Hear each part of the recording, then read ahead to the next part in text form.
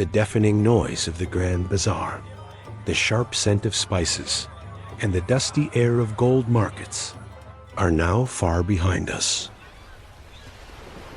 Now we glide towards Sarayburnu, a point rising like a sword in the middle of the sea, into the mysterious labyrinth where the fate of 3 continents and 2 seas was written. Topkapi Palace, also known as the new Imperial Palace. But this place is nothing like the grand palaces of Europe, such as Versailles or Buckingham, which shout their splendor outward to the public and their rivals. Topkapi is not a mere show of power. It is a fortress of secrets, silence turned into stone, built upon the ancient Acropolis of Byzantium. This massive organism embodies both the mysticism of the East and the Roman heritage of the West. In this 700,000 square meter stone labyrinth, approximately 5,000 souls obey a single will, the shadow of the Sultan, with absolute loyalty. Yet, the moment you glide under the massive shadow of the magnificent Imperial Gate, the first thing that greets you is not splendor, but a chilling silence. Here, time is measured not by the hourglass, but by the heavy discipline of centuries-old strict protocols and laws. Today, in this misty 16th century morning, we will witness everything from the Sultan's first breath at dawn to the pitch-black midnights when mute executioners glided with silk cords. We will witness how absolute power built a golden cage. The veil of secrets is lifting. Are you ready to descend into the heart of Topkapi? Stepping through the massive outer gate of the palace, you find yourself in this vast square, the final perimeter where the empire makes contact with the outside world, the outer palace. This is the parade square, the silent witness to the empire's magnificent ceremonies, ambassadorial processions, and the days when the Janissaries were paid, the imperial mint, the ancient church used as an armory, and the palace's colossal wood depots spread across this wide plain. Yet, there is an atmosphere here so dense that even the most sensitive microphones could not fully capture it. Absolute silence. In the 16th century, this square, large enough to fill a modern stadium, would be packed with thousands of Janissaries, cavalry guards, and bureaucrats, but not a sound was made. Why? Because in Ottoman palace protocol, the law of silence hung over everyone's head, like a sword of discipline.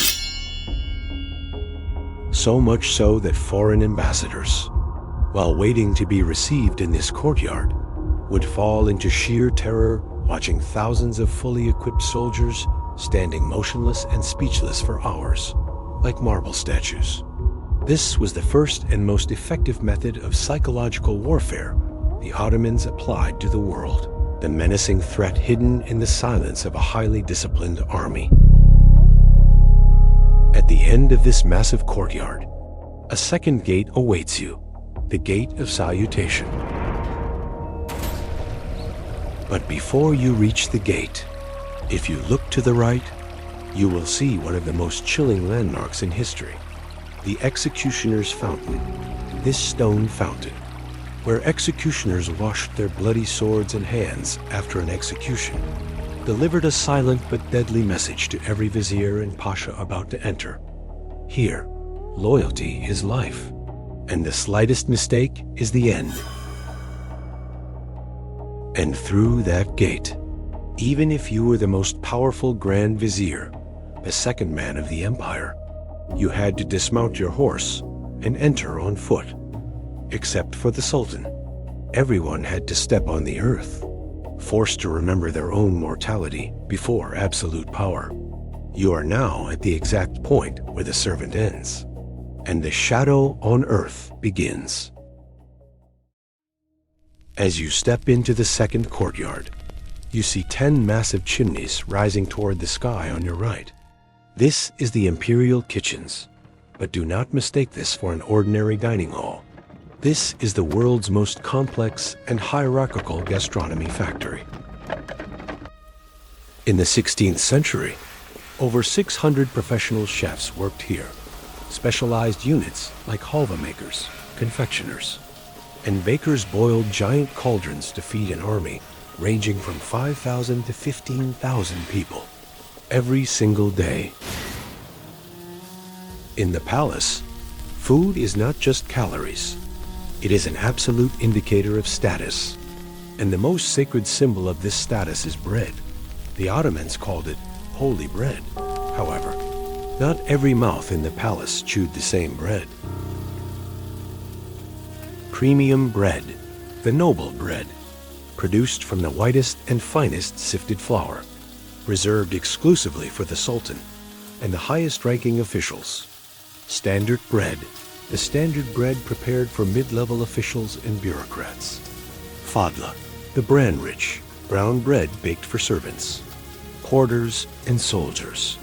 If the bread on your table was white, it meant you were at the pinnacle of the empire.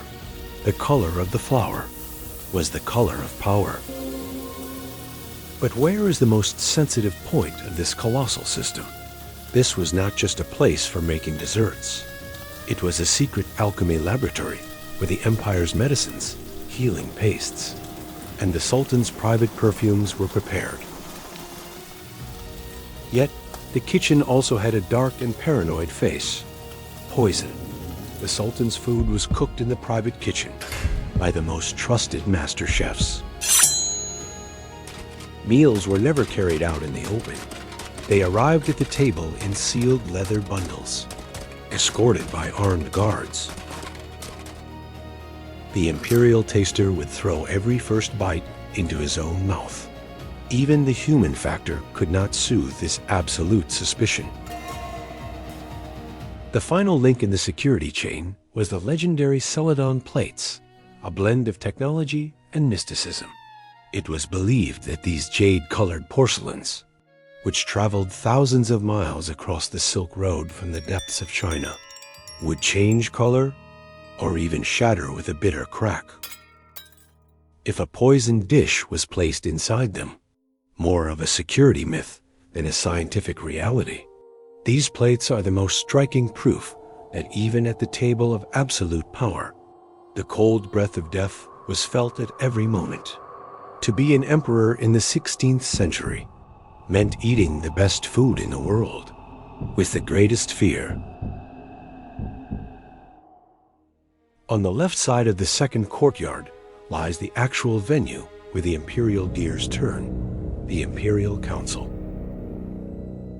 As the Grand Vizier and other viziers determined the fate of the world's widest borders, stretching from Buda to Baghdad, from Crimea to Algiers, they weighed every single word they spoke, because every statesman speaking under these gold-embroidered ceilings felt an ice-cold gaze on the back of his neck.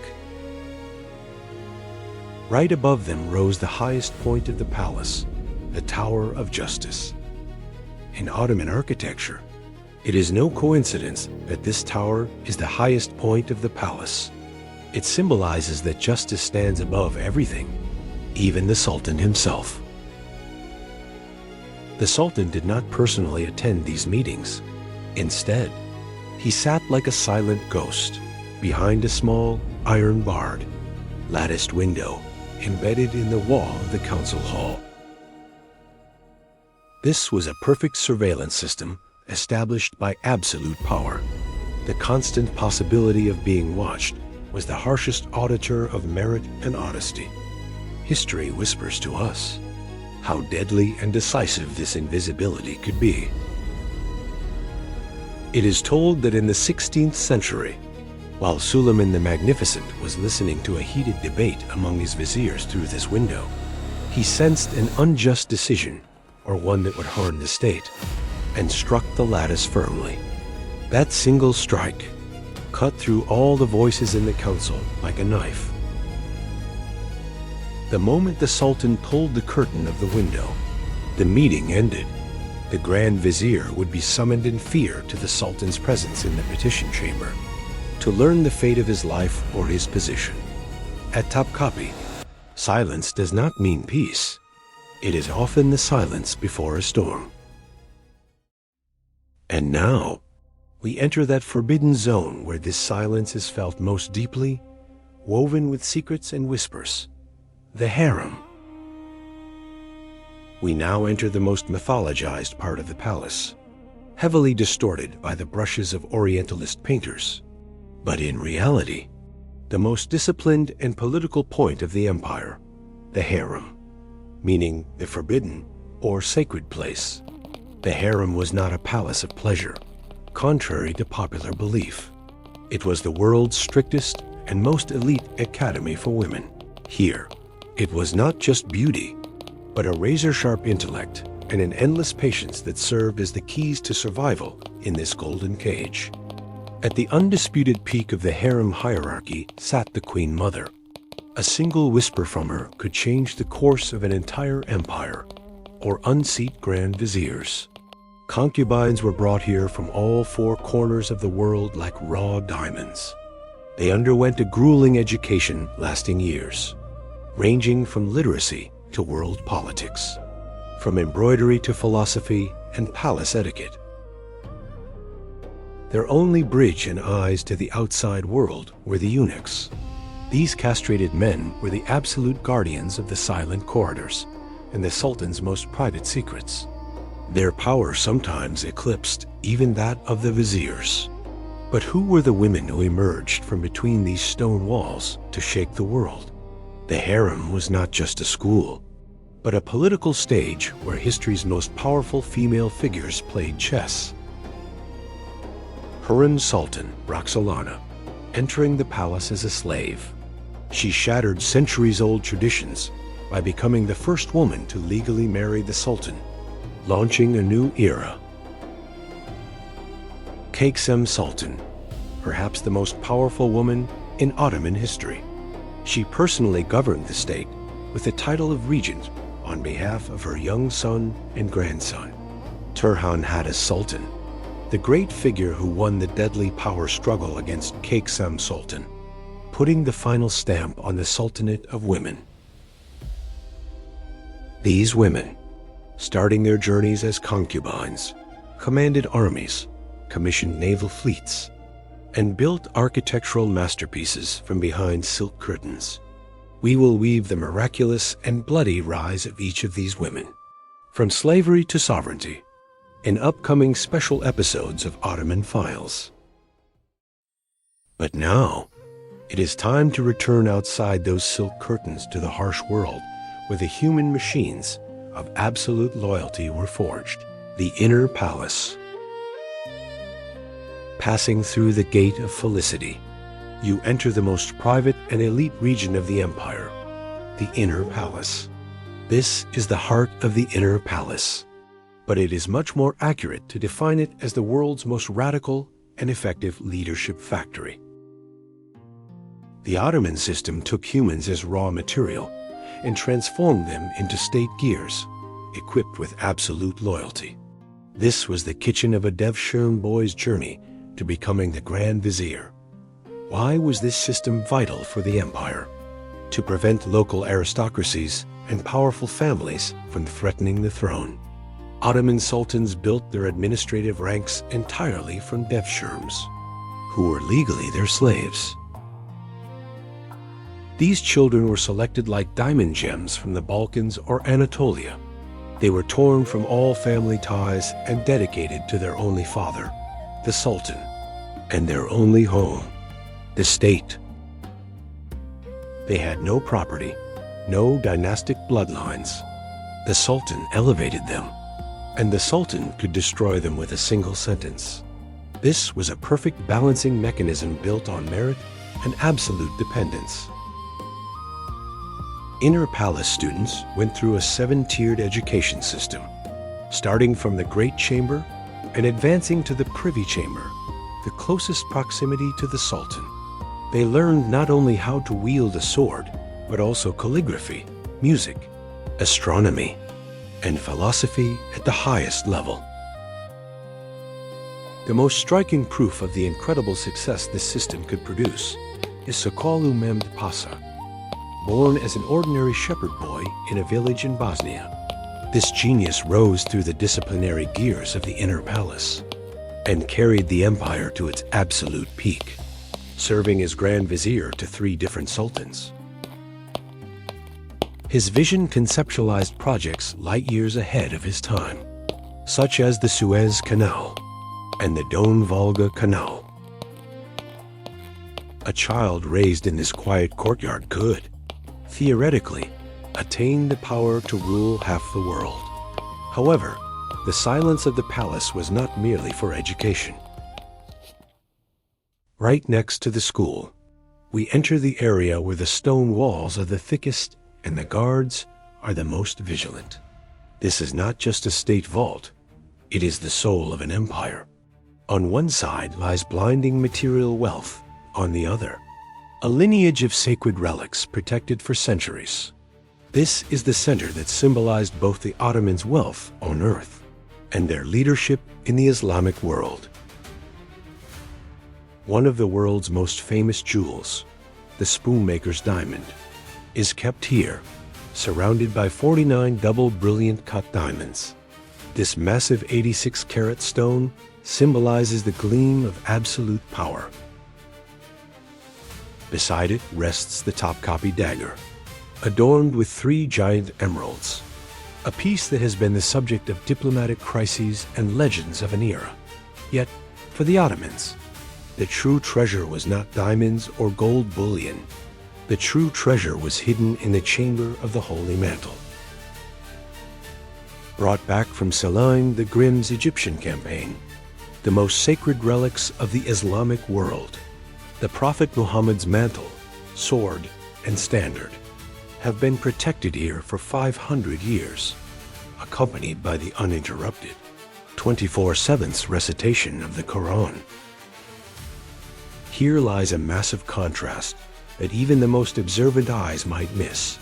The sultans, who ruled the greatest empire in the world and owned the spoonmaker's diamond, would leave all their worldly arrogance at the door when entering the chamber of sacred relics.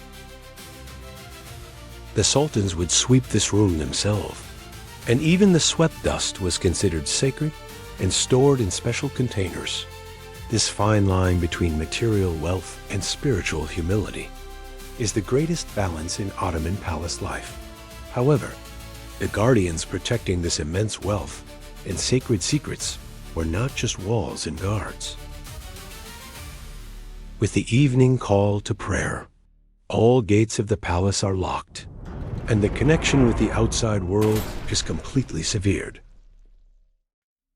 From that moment on, the palace falls into the hands of the most dangerous living shadows, the mutes. Most people assume these men had their tongues cut out as a result of a terrible punishment. However, the truth is much more surprising and terrifying.